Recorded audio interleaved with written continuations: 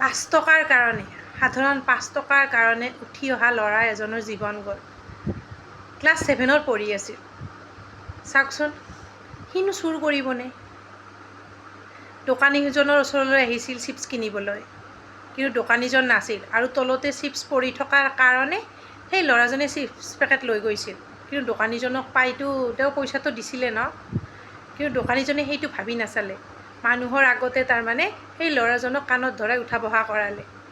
আৰু মানে বাকীখিনি যিকেইজনে মানে চাই আছিল, সিহঁতেওতো ক'ব পাৰিলে যে 5 টকাহে আৰু পইচাটোতো দিছেই। কিন্তু কি হ'ল, কোনোবা ল'ৰাৰ মাকৰ বুকুৰ উদং হ'ল, দোকানীজনৰ একো নহ'ল। সেই শাস্তি এতিয়া দোকানীজনে পাবনে? দোকানীজনে পায় নে নাপায় সেইটো মই নাজানো, কিন্তু দোকানীজনৰ লগতে তাত মানে যিকেইজনে চাই আছিল তেওঁলোকেও শাস্তি পাব লাগে, কাৰণ তেওঁলোকেতো এটলিষ্ট ক'ব পাৰিলে হয় ন। বেয়া লাগে, বহুত বেয়া লাগে। সাধাৰণ 5 টকাৰ কাৰণে আজি মাকৰ বুকু উদং হ'ল। কিমান দুখৰ কথা, কিমান লাজ পাইছে সি আত্মহনন কৰিব নালাগিছিল।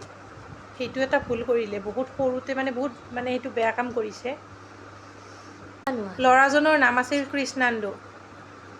বেয়া লাগিল, বহুত বেয়া লাগিছে আজি। সাধাৰণ 5 টকাৰ কাৰণে